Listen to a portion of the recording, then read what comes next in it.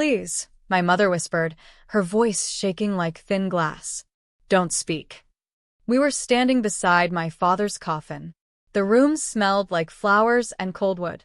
Everyone was watching me. My mother's eyes were red, not from tears, but from fear. My older brother grabbed my arm and squeezed it hard.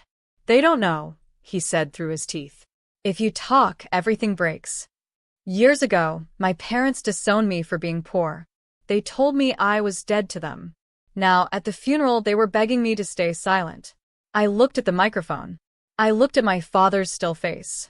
I felt my heart beat loud in my ears. And I smiled. If you want to know why I smiled and what I was about to say, stay with me. Like, watch, and subscribe, because this story turns dark fast, and it's all true. My name is Emily Carter. I am the daughter they erased. I grew up in a big white house in Ohio, with clean lawns and shiny cars. My father, Richard Carter, was a proud man. He owned a construction company. My mother, Linda, wore pearls even to the grocery store. We looked perfect from the outside. Inside, love came with rules. I was the youngest. My brother, Mark, was the favorite. He played football, got good grades, and followed every plan my parents made. I was different. I loved drawing. I loved helping people. I wanted to be a teacher. Teachers are poor, my father said once, laughing. We don't raise poor people. I was 9 when I learned that money mattered more than hugs. Still, I tried. I studied hard. I smiled when I was told to smile. I hid my dreams like secrets under my pillow. When I was 18, I got into a small college with a scholarship. It wasn't fancy. It wasn't expensive. I was proud. My parents were not. You're embarrassing us, my mother said. People will think we failed. I moved out with 1 suitcase and a hopeful heart. College was hard. I worked 2 jobs. I ate noodles most nights. But I was happy. I met people who cared. I fell in love with a boy named Daniel who said he believed in me. Then everything fell apart. Daniel started changing. He got angry.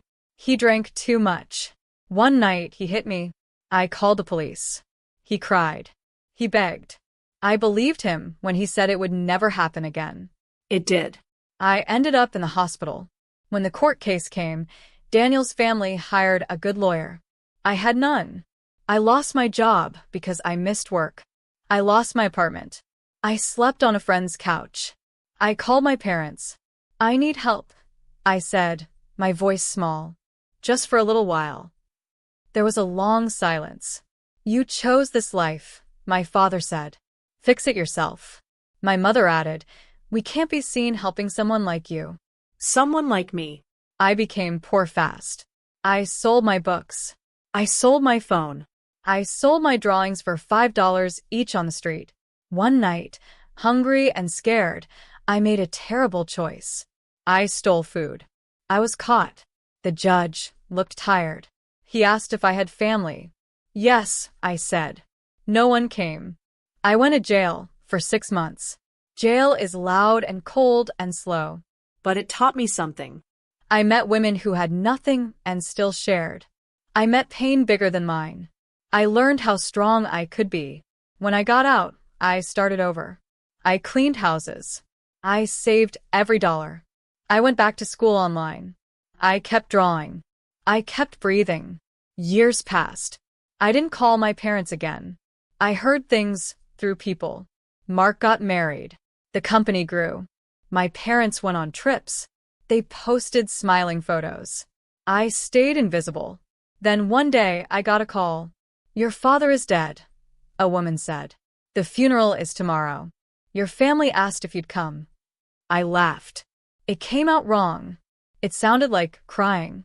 I went. That's how I stood at the coffin, with my mother begging me not to speak. But let me take you back. Let me tell you the day they truly disowned me. The day they broke something inside me forever. It was a Sunday. The house was full of light.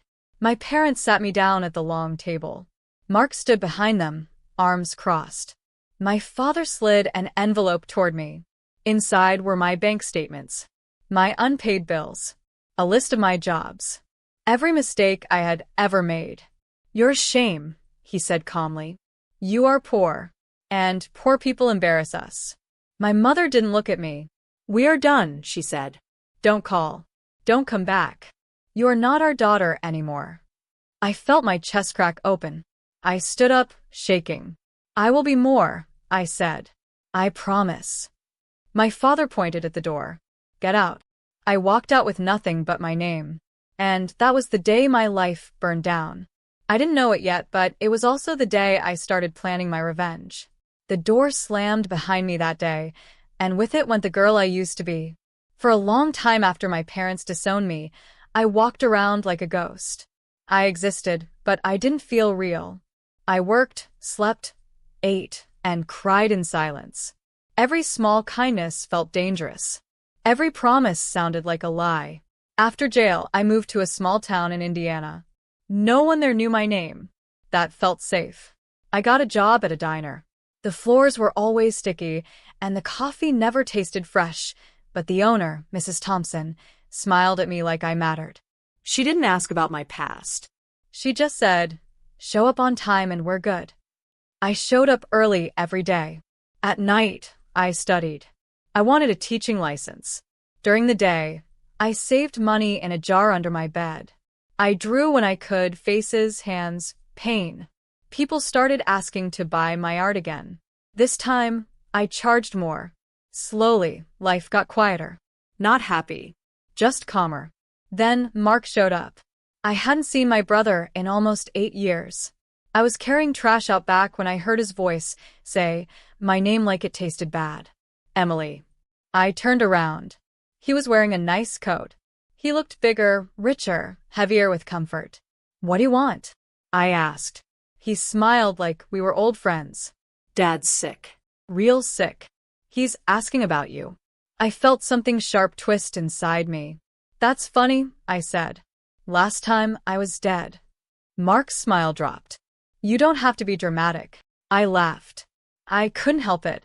You're standing behind him again, aren't you? He sighed. Look, Mom wants to make things right, but you need to clean yourself up. You know how people talk. There it was. Not sorry. Not regret. Just fear of how things looked. I'm fine, I said. You can leave. Before he did, he leaned closer. Don't cause trouble. Dad doesn't need stress. As if my pain had ever mattered. That night, I couldn't sleep. Memories kept knocking inside my head. My father's voice. My mother's cold eyes. The courtroom. The jail cell. I decided something then. I would never beg again. Months later, my father died. The call came early in the morning. My mother didn't say hello. You will attend the funeral, she said. But you will not speak. Do you understand? I almost hung up. Almost. I understand, I said softly. But inside, something woke up. The funeral was big. Black cars. Big flowers. Important faces. People who had no idea who I was or what my family had done to me. When I walked in, whispers followed. That's her? I thought she was gone. I heard she went to jail. My mother looked smaller than I remembered. Older. Afraid. Before the service, she pulled me aside. Please, she said. This is not the time. For what? I asked. Truth. Her eyes filled. We gave you everything. I leaned close. No. You gave me away. She flinched. Then the pastor asked if anyone wanted to say a few words. The room went silent. Mark stared at me. My mother shook her head. Her mouth formed the word no. I stood up. Every step toward the microphone felt heavy, but good. Like walking toward myself. My name is Emily Carter, I said. I am Richard Carter's daughter. Gasps. Whispers. Shock. I was disowned for being poor. I continued. When I needed help, my family turned me away. I went to jail. I lost everything. My mother sobbed quietly. I survived, I said. And I learned something. Money can buy silence, but it cannot buy forgiveness. The room froze. I stepped back. That should have been the end. It wasn't. 2 days later, I was arrested. They said I had stolen from my father's company years ago. Old papers appeared. Fake ones. The name on them was mine. Mark pressed charges. I sat in a police station, staring at the wall, as the truth hit me. They weren't begging me not to speak because they were ashamed. They were scared. And now, they were trying to bury me again, this time for good. The jail cell smelled like metal and old water. It felt cruelly familiar, like a place that remembered me even if I wished it didn't. I sat on the hard bench and wrapped my arms around myself. My hands were shaking, but my mind was sharp. Too sharp. Pieces were lining up fast.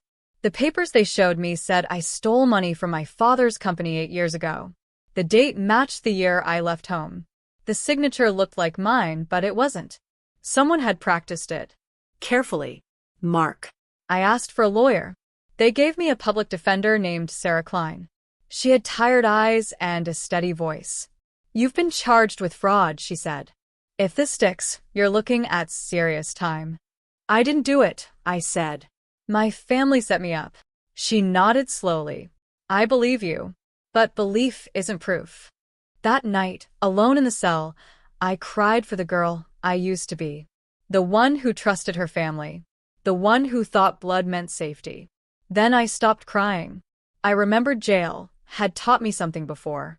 It could do it again. The next day, Sarah came back with news. "The money trail is strange," she said. "The funds you're accused of stealing were moved again. Recently." My heart jumped. "By who?" "We don't know yet," she said. "But someone is nervous." "Good." I thought about the funeral. About my mother's fear. About Mark's cold eyes. They had tried to silence me, and when that failed, they tried to erase me. But this time, I wasn't alone. Mrs. Thompson came to visit me. She held my hands through the glass. "You're not a bad person," she said. "Don't forget that." Daniel's face flashed in my mind. The court. The judge. The way truth had failed me before. "I won't," I said. Days passed. Then weeks. Sarah worked hard. She found emails. Bank records. A secret account tied to Mark's wife. The money had been moved through my name to hide it. But we needed one more thing. A witness. Then something unexpected happened. My mother came to see me. She looked smaller than ever. No pearls. No makeup. Just a tired woman holding a purse like a shield. "I didn't know," she whispered as soon as she sat down. I said nothing. "Mark said it was to protect the family," she went on. "He said you were dangerous. Unstable." I laughed once. It was short and sharp. "And you believed him?" She nodded, tears falling. "Your father would have stopped him. But he was already sick." "So you let it happen," I said. She reached for my hand. I pulled it away. "I can help," she said quickly. "I saw papers. I heard calls. I can tell the truth." I looked at her for a long time. This woman had chosen comfort over her child. Silence over justice. "Why now?" I asked. Her voice broke. "Because I'm scared of him." That surprised me. "I'll testify," she said. "If you let me." Sarah warned me later. "She's risky. But she might be what we need." The trial came fast. Mark sat across the room in a clean suit, calm as ever. He didn't look at me. My mother took the stand. Her voice shook, but she spoke. About the accounts. About Mark's anger. About how he said I was already ruined, so no one would believe me. The room buzzed. Then Mark's lawyer stood up. "Isn't it true," he said smoothly, "that you disowned your daughter because she was unstable? That she went to jail before?" My mother froze. "Yes," she whispered. "And you expect us to believe you now?" he pressed. I closed my eyes. When it was Mark's turn, he smiled. "My sister has always wanted revenge," he said. "This is just another lie." Then Sarah stood. She played a recording. Mark's voice filled the room. Angry. Careless. "She's already been to jail. Who will believe her?" The room went silent. Mark's face went white. The judge leaned forward. But before the verdict could be read, chaos broke out. Mark stood up and shouted, "This isn't over." Then he collapsed. People screamed. Someone yelled for help. Mark lay on the floor, not moving. Later, we learned the truth. He had poisoned himself. And in his pocket, they found a note. With my name on it. The note was folded small, like a secret meant to hurt. They didn't let me see it at first. I heard about it from Sarah, her voice low, careful. He didn't die, she said. But he wanted to. I felt nothing. No relief. No sadness. Just a deep, cold calm. The court ruled fast after that. The charges against me were dropped. The judge said the evidence showed clear fraud by Mark. The room emptied slowly, like everyone was afraid to breathe near me. My mother didn't look at me. Mark survived, but barely. He was taken to the hospital in cuffs. The note he carried was read by the police. It said I had destroyed the family and that I would pay. For the first time, people saw him clearly. The company fell apart. Investors pulled out. Old secrets came out. Lies stacked on lies. Everything my parents had protected started to rot in the open. Reporters called. They wanted my story. I said no. I went back to Indiana. Life tried to return to normal, but nothing felt normal anymore. People at the diner treated me like glass. Careful, quiet. Mrs. Thompson hugged me and cried. "You're free," she said. Was I? Weeks later, I got a letter from my mother. It was long. Her handwriting shook. She said she was sorry. She said she had been weak. She said my father used fear like a tool, and Mark learned it well. She said she had nothing now. No husband. No son. No place to go. I folded the letter and put it away. Another letter came. Then another. I didn't answer. One evening, as I was closing the diner, a man waited outside. He wore a clean jacket and held a folder. "My name is Thomas Reed," he said. "I work with a foundation that helps women who've been wronged by the justice system." Inside the folder were papers, Grants. programs, a chance to turn pain into purpose. They had heard my story. I thought of the girls in jail, the ones who shared bread and tears, the ones no one believed. "I'm in," I said. Months passed. I spoke in small rooms, then bigger ones. I told the truth in simple words. I taught art classes. I helped women learn to stand again. One day, I got a call from the prison. Mark wanted to see me. I said no. That night, I dreamed of my childhood home. The long table. The door closing. I woke up shaking. The past wasn't done with me yet. 2 days later, my mother showed up at the diner. She looked thinner. Older. Lost. "I have nowhere else," she said. I stared at her, the woman who chose silence over me. Outside, a police car slowed. Inside, my heart pounded, because I knew something was coming. And this time, it would force me to choose between revenge and mercy, just as the past reached out to pull me back in. My mother sat across from me at a small table by the window. The diner was quiet. The air felt tight. "I don't want money," she said quickly. "I just want to talk." I looked at her hands. They were shaking.